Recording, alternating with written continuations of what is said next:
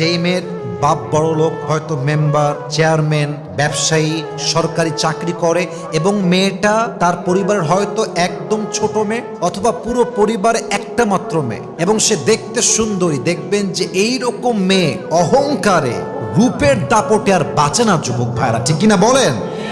কিন্তু আমি খুব খেয়াল করে দেখেছি, যেই মেয়েরা স্কুল লাইফে, কলেজ লাইফে ক্লাসের সবচেয়ে সুন্দরী মেয়ে ছিল সেই মেয়েটা, পুরো কলেজের সবচেয়ে সুন্দরী মেয়ে ছিল সেই মেয়েটা, যাকে দেখার জন্য যুবকরা অলওয়েজ লাইন ধরে বসে থাকতো। এরকম বেশিরভাগ মেয়ে রূপ নিয়ে অহংকার করত, নিজেকে অনেক বড় মনে করত। এদের ফিউচার কি হয়? যেই মেয়েটা কলেজের সবার কাছে সুন্দরী মেয়ে ছিল, সেই মেয়েটা বিয়ের পরে তার স্বামীর কাছে সবচেয়ে অবহেলিত নারী হিসেবে গ্রহণযোগ্য হয়, ঠিক কিনা বলেন? বিয়ের পরে আপনার বাপও আপন না, বিয়ের পরে আপনার মাও আপন না, বিয়ের পরে আপনার রক্তের ভাইও আপনার আপন না। বিয়ের পরে একজন মেয়ের জন্য স্বামীর মতো আপন দ্বিতীয় আর কেউ হতে পারে না। পকেট ভর্তি টাকা থাকলে ভালোবাসার মানুষের কোনো অভাব হয় না বাংলাদেশে, আর পকেট খালি হয়ে গেলে ঘরের আপন বউটাও পর হয়ে যায়। চাচা, বাড়ি ঘর তো সাজানো কেন, হেনা কোথায়? আর চাচা বলবে, বাবা হেনার তো বিয়ে হয়ে গেছে, তুমি বাস খাও, তুমি গাঞ্জা খেয়ে ঘুরে বেড়াও। বিপদের সময় বউরাও বেইমানি করে, মাঝে মাঝে বাপ মা বেইমানি করে না। যেই বউটার জন্য বাপ মাকে ভুলে গেছো, একদিন মনে হবে বাপ মাই আমার জীবনের সবচাইতে আসল রক্তের আপন মানুষ ছিল। টাকা থাকলে আজকাল ভালোবাসা কিনতে পাওয়া যায় রাস্তাঘাটে, আর টাকা না থাকলে আসল ভালোবাসা একদিন হারিকেন খুঁজে পাওয়া যায় না। যাকে দেখলে তোমার মনে মায়া কাজ করে, বউ হিসেবে ফিলিংস কাজ করে, বউ হিসেবে আদর্শবান মনে হয়, তাকেই তুমি বিয়ে করবা।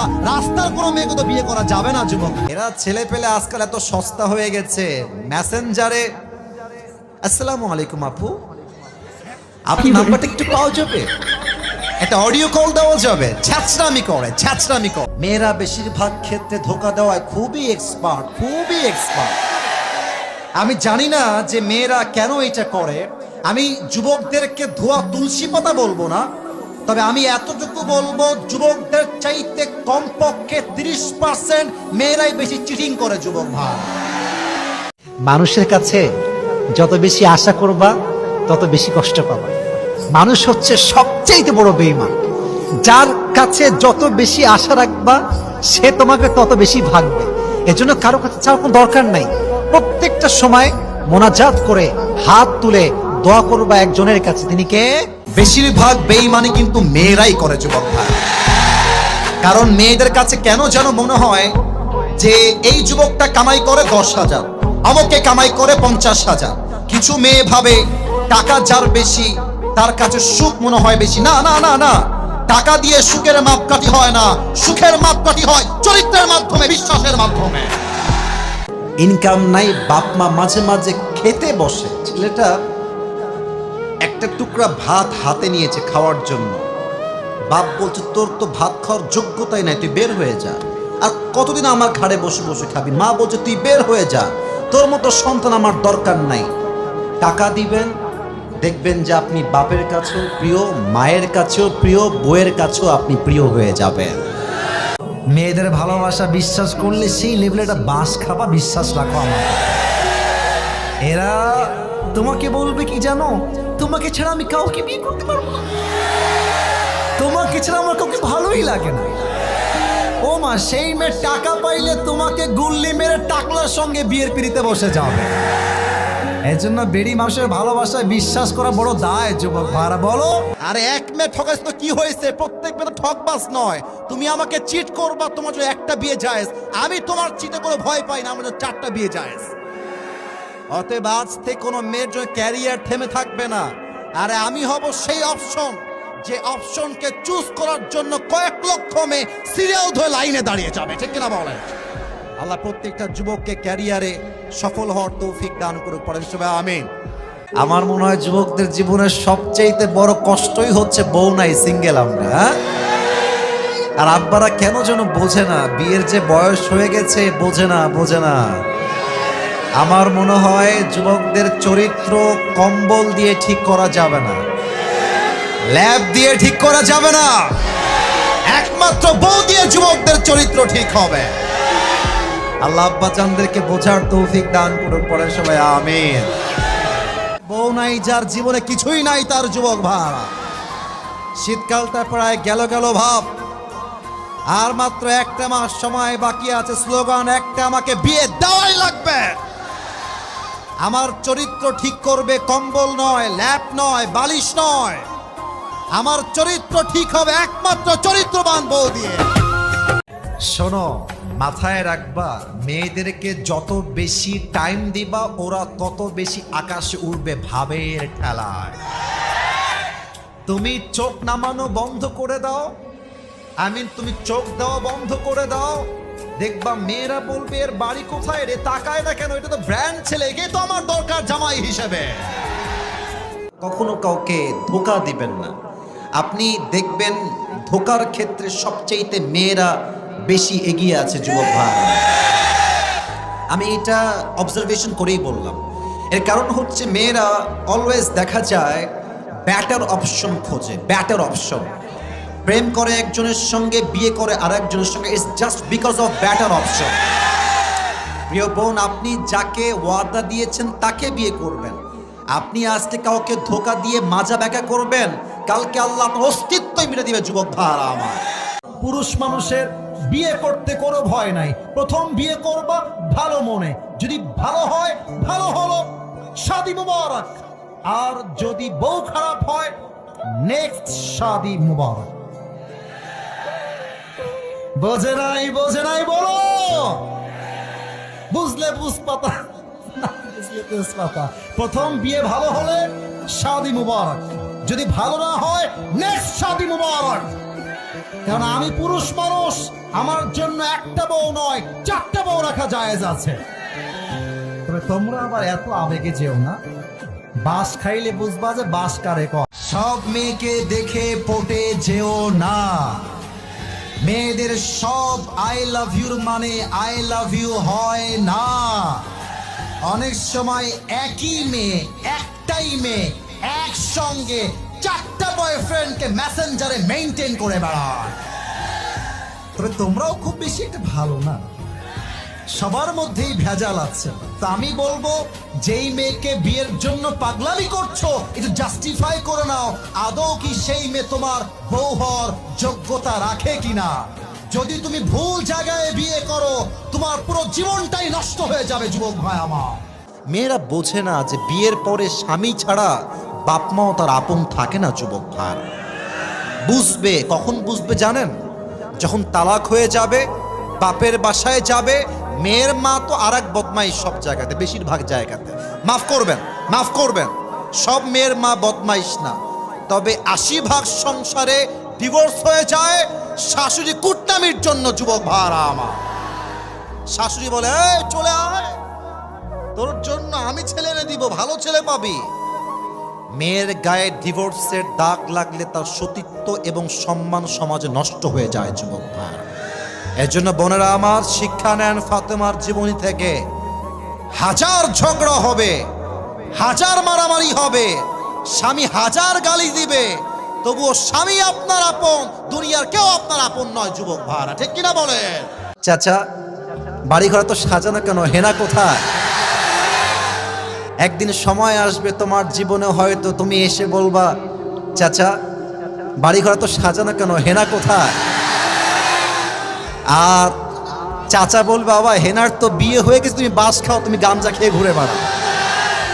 এটা আমি তোমাদেরকে মন প্রাণ থেকে বলছি যুবক ভাইরা, অলওয়েজ মাথায় রাখবা, পুরুষ মানুষ যতদিন টাকা কামাই করতে পারে সবার কাছে প্রিয় থাকে।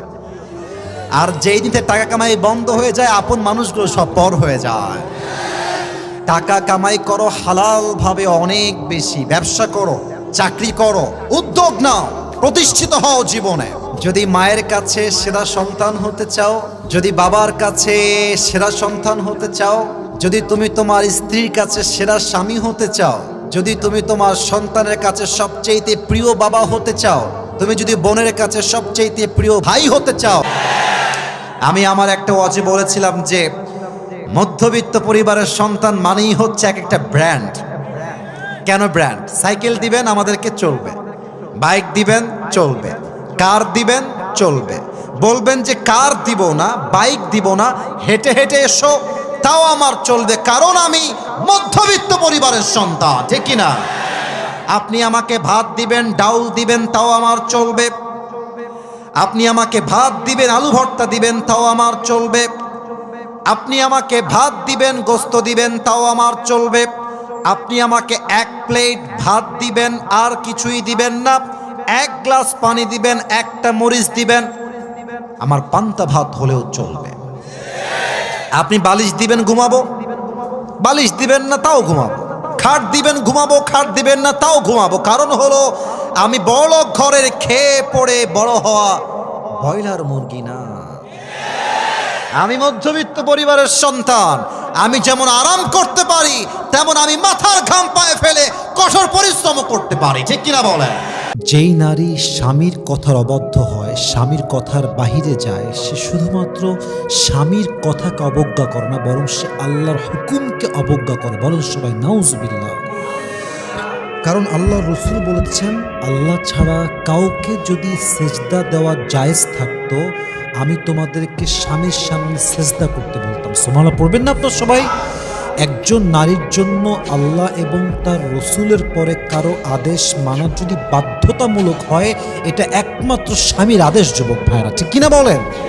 তো যেই মেয়েরা স্বামীর আদেশ মানে না, এই মেয়েরা কখনো পারিবারিক জীবনে সুখ পায় না, স্বামীর কাছে আদর পায় না, স্বামীর কাছে ভালোবাসা পায় না, এবং এই সমস্ত অবদ্ধ নারীদের জীবনের সর্বশেষ রেজাল্ট হচ্ছে তালাক। তালাক ছাড়া এদের জীবনে ভালো কিছু আশা করা যায় না, ঠিক কিনা বলে?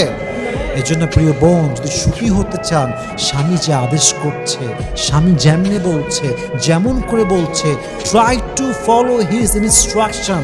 সে যা বলে আপনি শোনার ট্রাই করেন, আপনার জীবনটাকে বরকতপূর্ণ করে দিবে। একজন বলেন, আপনাদের বউ নাই? ইন্না লিল্লাহি ওয়া ইন্না ইলাইহি রাজিউন। যুবকদের কষ্ট কেউ না বুঝলেও আসিফ হুজুর কিন্তু বোঝে, যুবক ভাইরা। আমি আমার একটা ওয়াজে ওপেনলি ডিক্লেয়ার দিয়েছি, শীতকালে কম্বল দিয়ে নয়, ল্যাব দিয়ে নয়, একমাত্র বউ দিয়ে যুবকদের শীত দূর হবে। আব্বা বোঝে না রে, আব্বা বোঝে না। আব্বা বলে যে নিজের পায়ে দাঁড়ায়, নিজের পায়ে দাঁড়াইতে দাঁড়াইতে যৌবনের অর্ধেক যৌবন নষ্ট হয়ে যায়। আল্লাহ আব্বা জানদেরকে বোঝার তৌফিক দান করুন, পরে সবাই আমিন।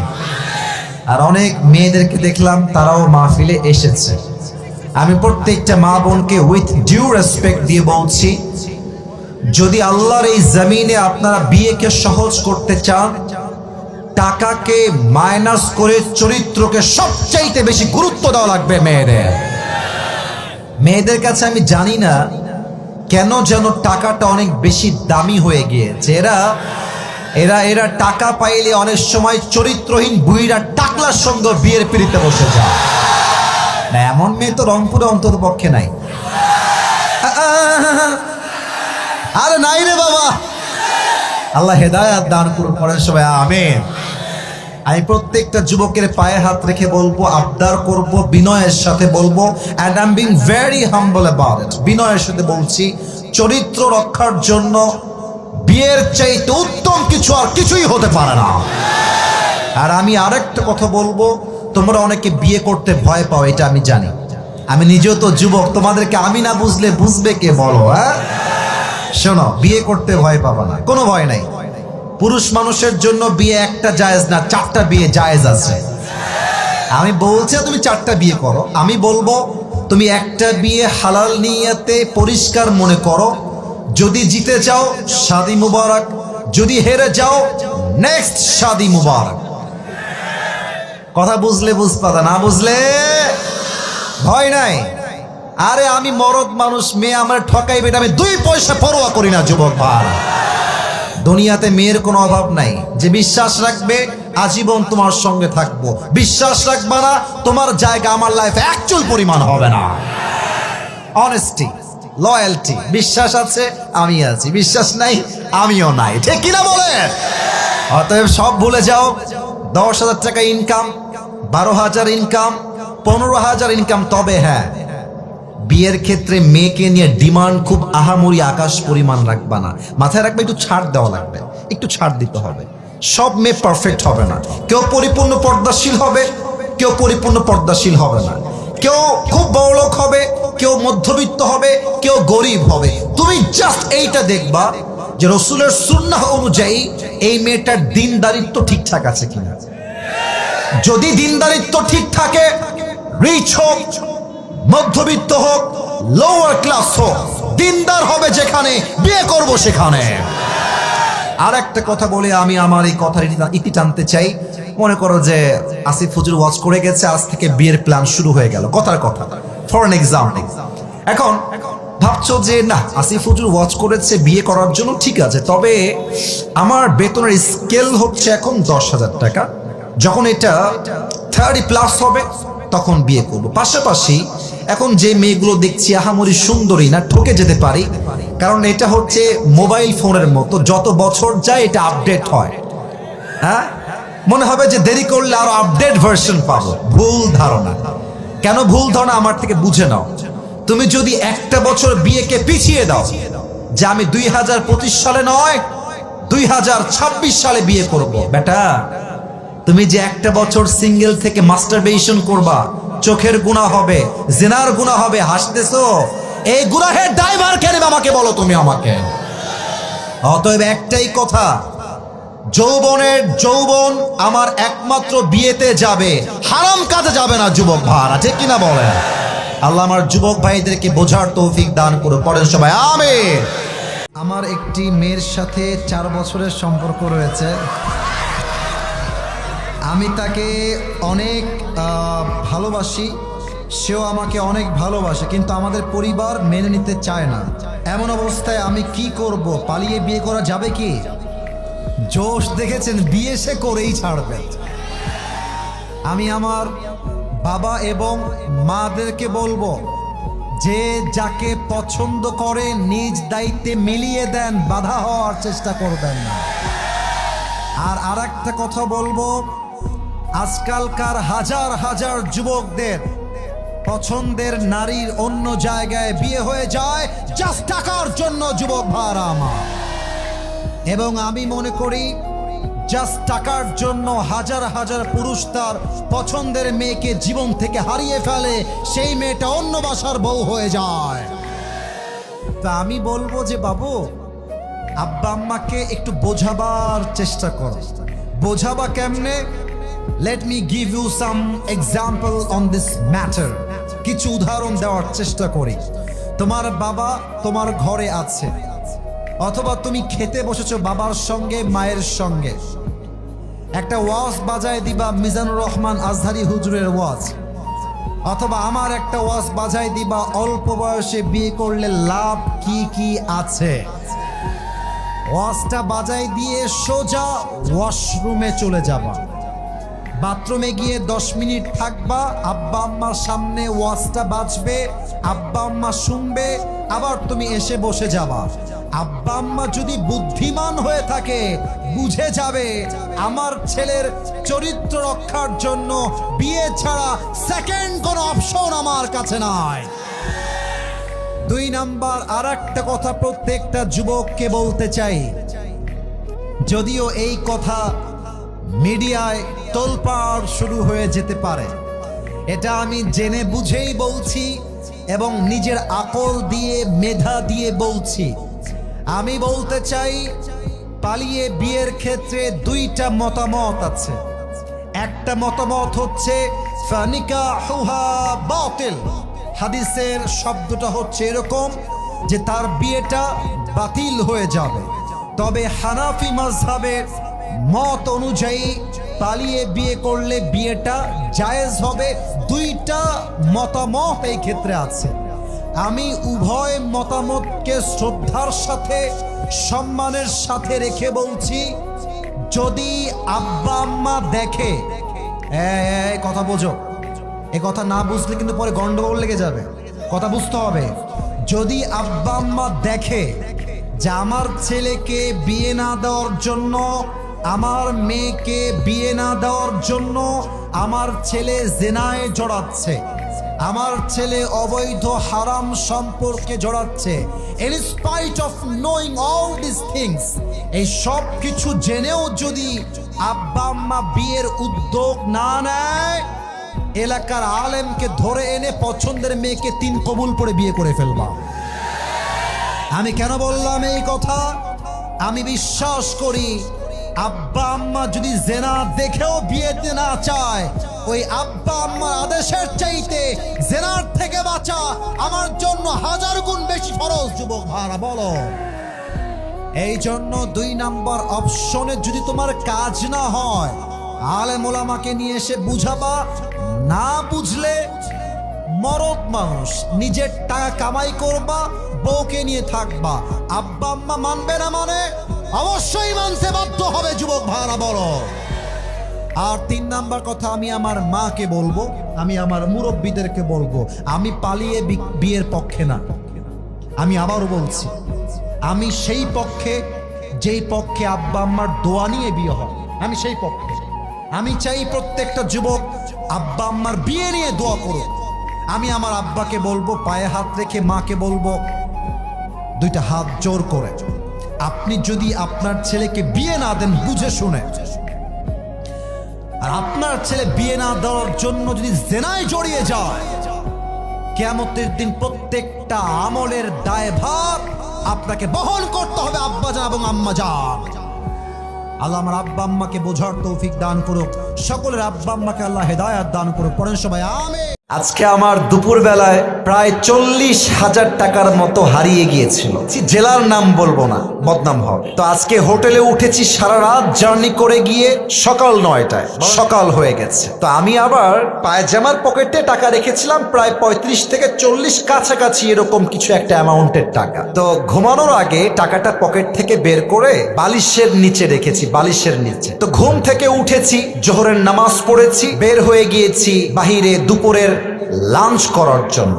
কিন্তু টাকা যে বালিশের নিচে ছিল আমি ভুলেই গেছি। হোটেলে খেতে গেছি, বিল দেওয়ার জন্য বলেছে, বিল হয়েছে 600 থেকে 700 টাকা। পকেটে হাত দিয়েছি, দেখছি টাকা নাই। মাথা তো আমার ঘুরে গেছে, কিরে টাকা আমি রাখলাম কোথায়? হঠাৎ করে মাথায় আসছে, আরে টাকা তো আমি হোটেলের বালিশের নিচে রেখে এসেছি। সঙ্গে সঙ্গে কোনো কথা ছাড়াই গাড়ি ঘুরিয়ে হোটেলে আসলাম। এসে খুব বিনয়ের সাথে ম্যানেজার সাহেব বললাম, স্যার আমি আবরারুল আসিফ হুজুর, আপনি আমাকে চেনেন?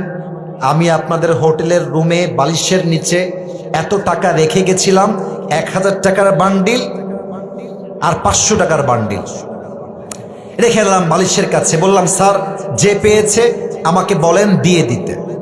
তো 2 জন যুবক আসলো, যারা ক্লিনার, যারা হোটেল ক্লিন করে। আমি ডাকলাম, এই এদিকে আসো। ওরা আমাকে আগে দেখে নাই। বললাম, তোমরা কি আমাকে চেনো? আমাকে চিনতে পারতেছো? তো যে আমার বেড গুছিয়েছে, যে আমার বালিশ হটিয়েছে, সে বলছে, হ্যাঁ আমি আপনাকে চিনি, আপনি আসিফ হুজুর, আপনার ওয়াজ আমি শুনেছি। তোকে বললাম, বাবু যেহেতু তুমি আসিফ হুজুরকে চেনো, দেখো বাবা আমি তোমার সঙ্গে ঝামেলা চাই না। আমার বালিশের তলে আমি টাকা রেখে গেছি, আমি 100% ড্যাম শিওর। টাকাটা বাবা আমাকে দিয়ে দাও, তোমাকে আমি হাদিয়া দিয়ে বাসায় চলে যাব। যুবকটা মুখের উপরে বলছে, না আমি টাকা দেখি নাই, জীবনেও না, এটা সম্ভব না, আমি 1 টাকাও হাত দেই নাই। আমি বললাম, প্লিজ ট্রাই টু আন্ডারস্ট্যান্ড, একটু বোঝো, আমার বাদ মাগরিব প্রোগ্রাম, আসর আজান হয়ে গেছে, দিয়ে দাও বাবা, কোনো ঝামেলা চাই না, থানা পুলিশ চাই না, দিয়ে দাও। আমি বুঝালাম, আমার ড্রাইভার বুঝালো, পিএস বুঝালো, ম্যানেজার বুঝালো, সে বুঝতে রাজি না। এবার হোটেলে মালিক চলে আসছে, বড়লোক, শিক্ষিত, অনেক বড় ঘরের মানুষ তিনি, এবং তিনি একজন অ্যাডভোকেটকেও নিয়ে আসছে। সিসিটিভি ক্যামেরা ওপেন করা হলো, কে গেছে হুজুরের রুমে আর কে বের হয়েছে। তা আমি চোর ধরতে গিয়ে নিজেই চোর হয়ে গেছি। তারা আমাকে বলতেছে, আপনি যে টাকা রাখছেন তার প্রমাণ কোথায়? আমাকে বলতেছে, বিনয়ের সাথেই বলছে যে, স্যার আপনি যে টাকা রেখেছেন এখানে 40,000 টাকা, তার প্রমাণ কি আপনি আমাকে বলেন। আমি তো ঝগড়া চাই না, আমি সবসময় সমাধান চাই।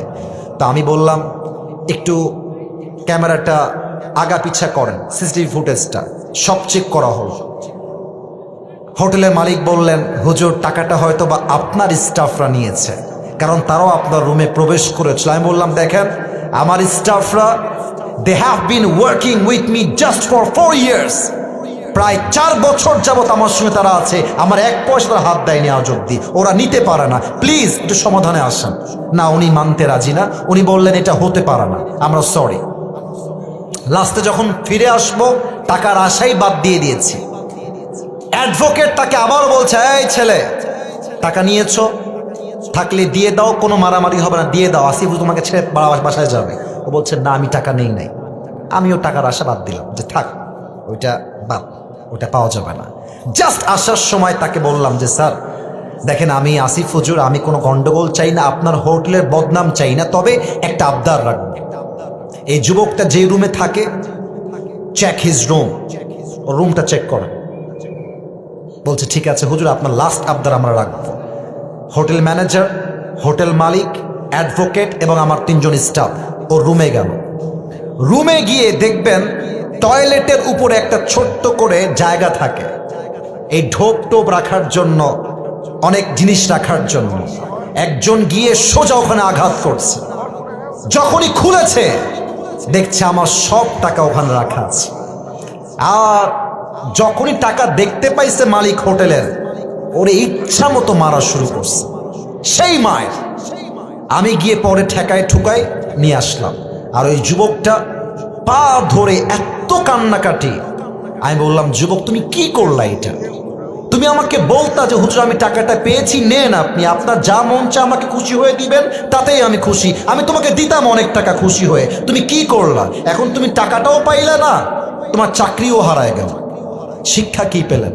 শিক্ষা একটা, যদি আপনি জ্ঞানী মানুষ হয়ে থাকেন, আপনি মাথায় রাখবেন যে আমার এই টাকাটা দামি নয়, আমার বিশ্বাসটা দামি। যদি আমি বিশ্বাস রাখতে পারি, পুরস্কারও থাকবে, চাকরিও থাকবে, জীবনটাও সুন্দর হবে।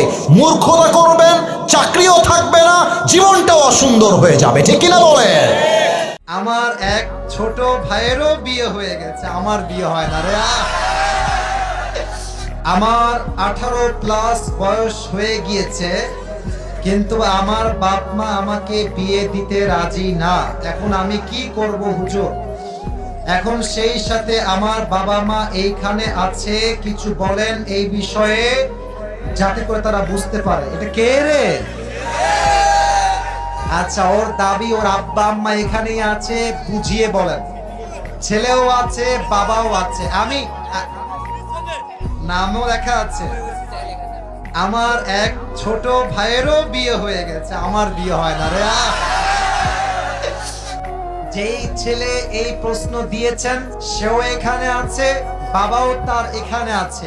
আমি আমার আব্বাজানকে একজন ছেলে হিসেবে দাবি রাখবো যে বাবা, হয়তোবা আপনার ছেলের কাছে সামর্থ্য কম আছে, ইনকাম কম আছে, তবে আপনি বাবা হিসেবে যদি আপনার ছেলেকে বিয়ের জন্য সহযোগিতার হাত না বাড়িয়ে দেন, আর আপনার ছেলে সঠিক বয়সে বউ না পেয়ে যদি গুনাহে লিপ্ত হয়ে যায়, আল্লাহ আপনার সামর্থ্য ছিল কি ছিল না, আপনি কে কই বাসা, আল্লাহ তা দেখবেন না।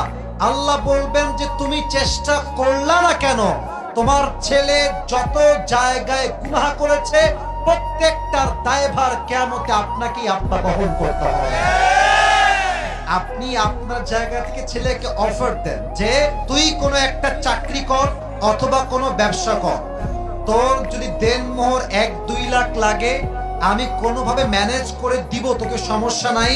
আমি চাই তুই আমার একটা মাত্র ছেলে, তুই হারাম খাবি, হারাম কাজ করবি, এটা বাবা হিসেবে চুল পরিমাণ বরদাস্ত আমি করতে পারবো না। ঠিক না বলে? তো আপনি ছেলেকে 80% এফোর্ট দেন, আর আপনি বলবেন হুজুর আমার ছেলে তো চাকরিতে মন নাই, ব্যবসায় মন নাই। আরে মন থাকবে কেমনে? ঘরে তো আসল জিনিসটাই নাই। আপনি এনে দেন, কয়েকদিন বইয়ের লাথি গুতা খাইলে এমনি তার বাঁকা হাড় সোজা হয়ে যাবে। 1 নাম্বার কথা আমার প্রিয় আব্বা জানের জন্য। 2 নাম্বার কথা এখানে যারা মেয়ের বাপ আছেন তাদের জন্য। মেয়ের বাপ বড্ড চালাক, তারা বলে আমার মেয়েকে বিয়ে করতে হলে 10 লাখ দেনমোহর দিতে হবে। যুবক জীবনে 1 লাখ টাকার বান্ডিল একসঙ্গে দেখে নাই। তাকে নাকি দেনমোহর দেওয়া লাগবে 10 লাখ টাকা। এই দেনমোহর আর কাবিননামা বানানোর জন্য জেনা সহজ হয়ে গিয়েছে, বিয়েটা কঠিন হয়ে গেছে সিরাজগঞ্জের ভাড়া। তো মেয়েদের বাপকে বলবো, please make it easy and take it easy, কাবিননামাকে সহজ করে দেন। 3 নাম্বার কথা আমি আমার বাবার জন্য আবার বলতে চাই, বিয়ে করতে যাবা বলবে নিজের পায়ে দাঁড়া, নিজের পায়ে দাঁড়া। কথা কি আমার ভুল না ঠিক বলেন সবাই আপনারা? এইটা কর সেইটা কর, আব্বাজান এইভাবে প্রেসারাইজ করবেন না। বিশেষ করে মেয়ের বাবারা খুব খেয়াল করবেন আমার কথা, আমি ঠান্ডা মাথায় বলছি। মেয়ের বাবারা 60 বছর বয়সে যা কামিয়েছে, আমাদের মতো 25 বছরের যুবকের থেকে তারা 60 বছরে যা অর্জন করেছে, তারা সেটা 25 বছরে আশা করে বসে থাকে।